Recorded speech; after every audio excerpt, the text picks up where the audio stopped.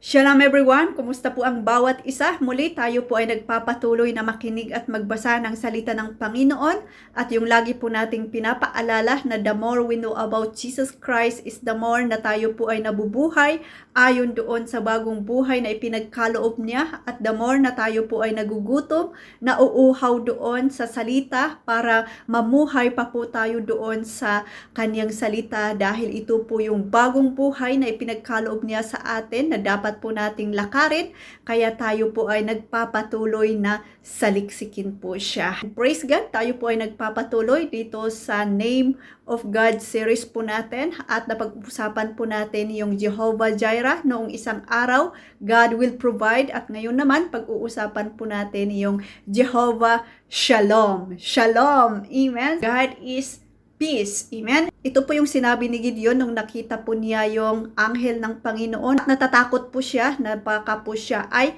mamatay dahil kung nakita po natin yung Panginoon noon ay pwedeng ikamatay mo ito, pero kinalma ito ng Panginoon. Sabi po niya, huwag kang matakot, kalma lang, hindi ka mamamatay, sabi ng Panginoon po sa kanya. Kaya nagtayo si Gideon ng altar and he declared, the Lord is peace, or Jehovah Shalom, or ang Panginoon ang kapayapaan. Amen? Kaya grabe yung kapangyarihan ng Panginoon kung paano po niya nire-reveal ang kanyang pangalan na kahit impossible. At makikita po natin ito sa Judge chapter 6. So basahin po natin yung whole chapter dahil dito po iikot ang ating pag-uusapan, yung kwento po natin about the Jehovah Shalom. So ang kwento po nito, 'di ba, niligtas po sila ng Panginoon mula sa Ehipto hanggang dito sa Promised Land at hindi po sila pinabayaan. Pero pagdating po dito ay tumalikod po sila sa Panginoon at sumamba po sila sa Diyos-Diyosan, kaya hinayaan po ng Panginoon ang mga Israelite sa kamay ng mga Midianita, kaya yung mga Midianita ay pinagtatagumpay ito ng Panginoon at yung mga Israelite naman ay pinapahirapan po sila. Kaya yung mga ibang Israelites, nagtatago po sila sa bundok, sa mga kuweba. Kahit sila po ay nagtatrabaho sa bukirin, ay talagang sinasalakay po sila ng mga Midianita or Amalekites. Kahit yung mga tupay, mga pagmamayari po nila ay talagang kinukuha po ng mga Midianita dahil hinayaan po sila ng Panginoon, dahil nga po sumamba po sila sa mga Diyos-Diyosan, kaya wala pong protection ang Panginoon po sa kanila. Amen? Kahit magtrabaho sila ng magtrabaho, sinisira ito ng mga Midianita. Talagang na-experience po nila yung kahirapan in 7 years. Amen? So, nahihirapan po sila. Sabi niya dito na hindi mabilang ang dami ng mga Midianita na kahit nagtatrabaho yung mga Israelites ay talagang sinisira po nila araw-araw. Hallelujah! Kaya humingi po sila ng tulong sa Panginoon at dininig naman po ito ng Panginoon. Kaya sabi po niya sa Judge 6 verse 7, nang marinig ni Yahweh ang pagdaing ng mga Israelita dahil sa paghihirap ng mga Midianita, sila ay pinadalhan niya ng propeta at ipinasabi ang ganito. Amen? So inilabas ko kayo sa Ehipto, iniligtas ko kayo sa isang pang-aalipin at sa lahat ng inyong kaaway. Natalo ninyo sila at ibinigay sa inyo ang kanilang lupain. Sinabi ko na sa inyo na ako si Yahweh na inyong Diyos at hindi kayo dapat sumamba sa mga Diyos ng mga Amoreo sa lupaing inyong tinitirhan ngayon, ngunit hindi kayo nakinig sa akin. Amen? So nagpadala ang Panginoon ng propeta para i-remind po sa kanila, ako si Yahweh, ako yung Panginoon ninyo, hindi yung Diyos-Diyosan po ninyo. Sinabi ko sa inyo na huwag kayong sumamba sa Diyos-Diyosan ng mga Amoreo. Bakit kayo sumamba? Amen? Pero ganun pa rin, naranasan po nila yung pag-ibig ng Panginoon, yung biyaya ng Panginoon, yung comfort po sa kanila. Kaya nagpadala ang Panginoon ng propeta at ni-remind po sila na ako si Yahweh, ako po yung Panginoon na dapat po ninyong sambahin. Ako yung nagligtas po sa inyo mula sa Ehipto pagdating niyo dito sa Promised Land or sa Israel. Amen? Kaya ganun din po tayo. Sometimes kailangan po nating ma-remind na tayo po ay niligtas ng Panginoon.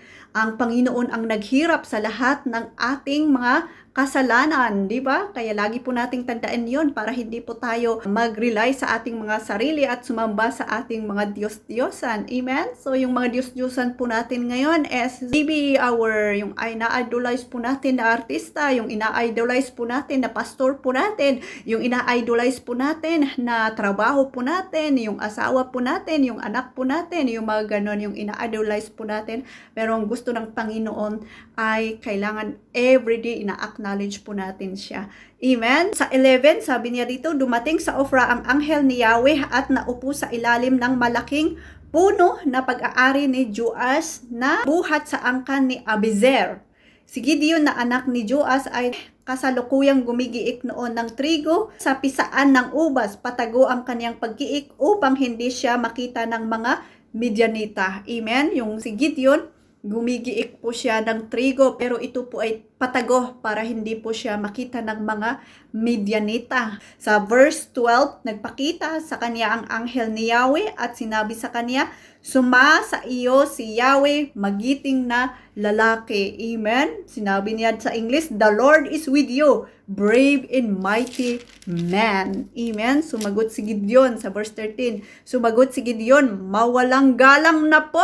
Kung talagang kasama namin si Yahweh, bakit ganito ang nangyayari sa amin? Amen? Nasaan ngayon ang mga kababalaghang ginawa niya noon gaya ng ikinuwento sa amin ng aming mga ninuno kung paanong silang iniligtas niya sa Ehipto. Pinabayaan na kami ni Yahweh sa kamay ng mga Midianita. Amen? So, nag-complain si Gideon kung totoong nasa amin ang Panginoon. Bakit hinayaan po niya kaming maghirap? Bakit nasaan na ba yung mga kababalaghan na ginawa ng Panginoon nung iniligtas niya ang aming mga ninuno mula sa Ehipto? Sinabi ni Yahweh sa kanya, lumakad ka at gamitin mo ang buong lakas mo upang iligtas ang Israel mula sa mga Midianita. Ako mismo ang nagsugo sa iyo. Amen? Maganda po dito sa English, the Lord ordered him, go in all you great strength and rescue Israel from the Midianite. I myself, I'm sending you. Amen? Ang Panginoon mismo, si Yahweh mismo,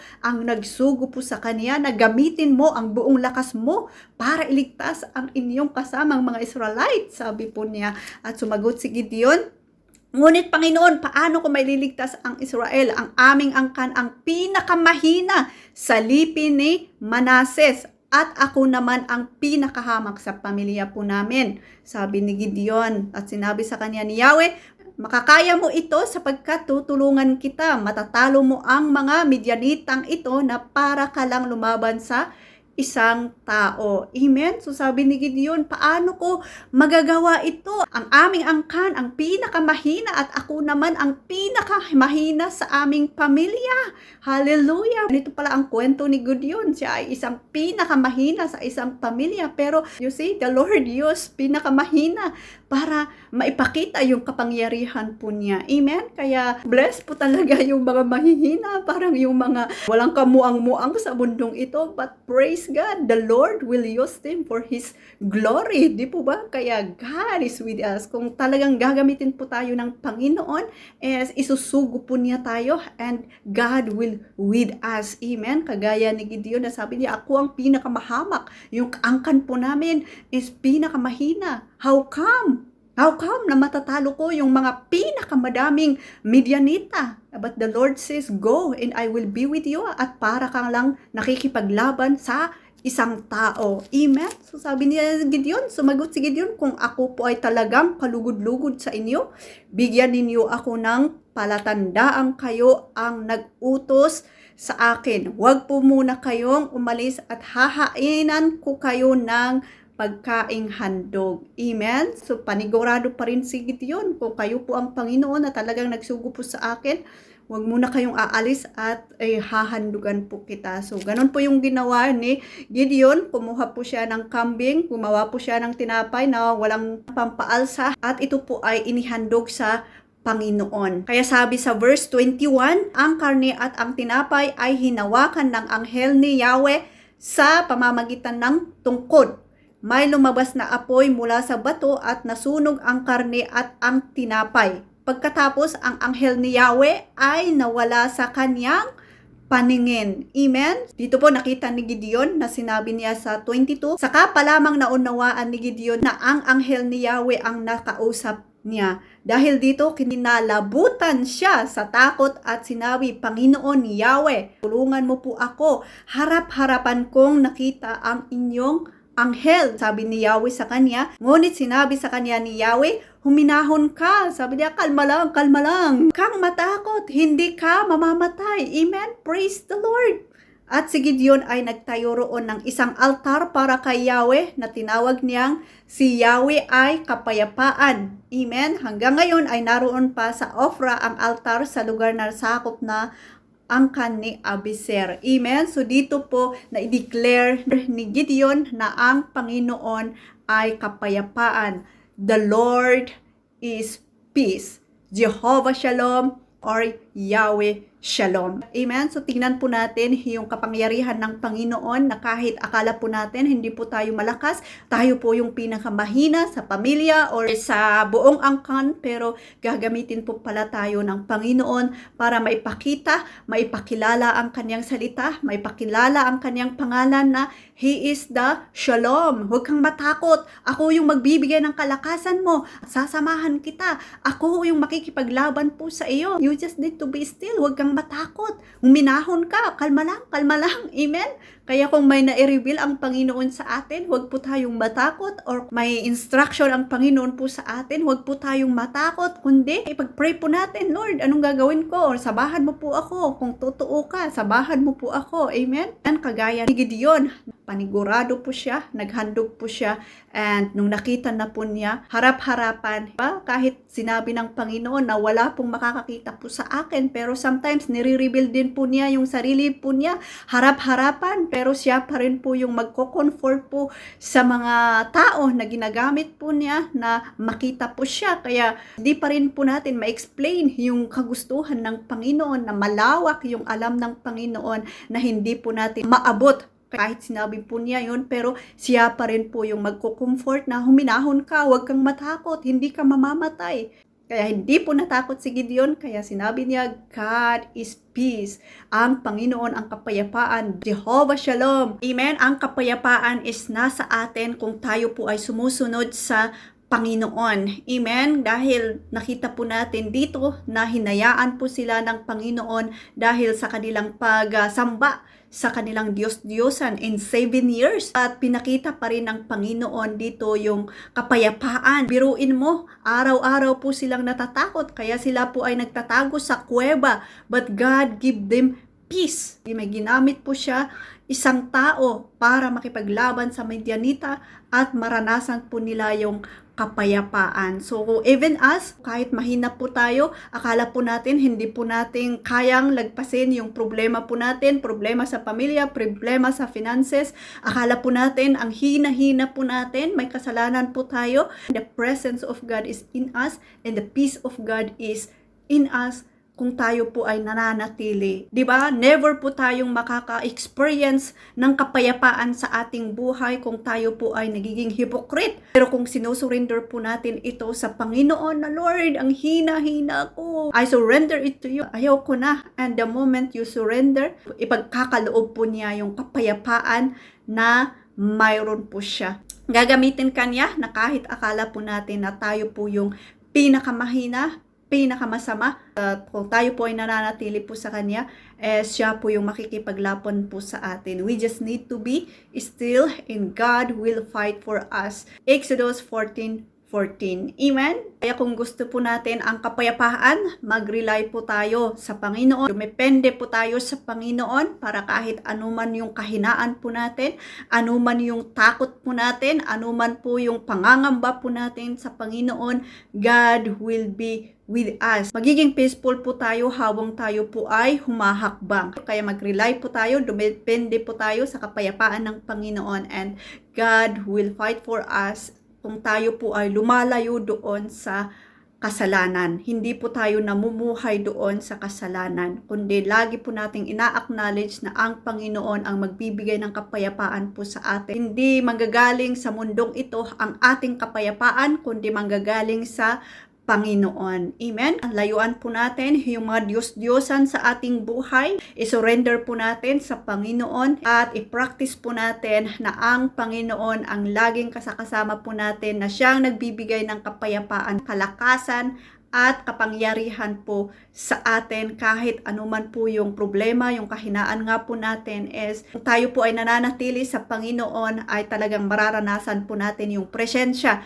ng Panginoon, na siya yung kapayapaan po natin, siya po yung kalakasan po natin, at hindi po niya tayo pababayaan. Kasi nakita naman po natin dito sa kwento ng mga Israelite, tumalikod po sila sa Panginoon at sumamba po sila sa Diyos-Diyosan ng mga Amorreo. At nakita po natin dito na kung tayo po ay lalayo or tatalikod sa Panginoon ay nawawala po yung proteksyon. Nawawala po yung kapayapaan po natin, mas nagugulo po yung buhay po natin at hindi po tayo nagiging successful. Amen? So, yun po yung nakita po natin dito, na if we are in God, we have peace and God will fight for us. Lagi po tayong manatili.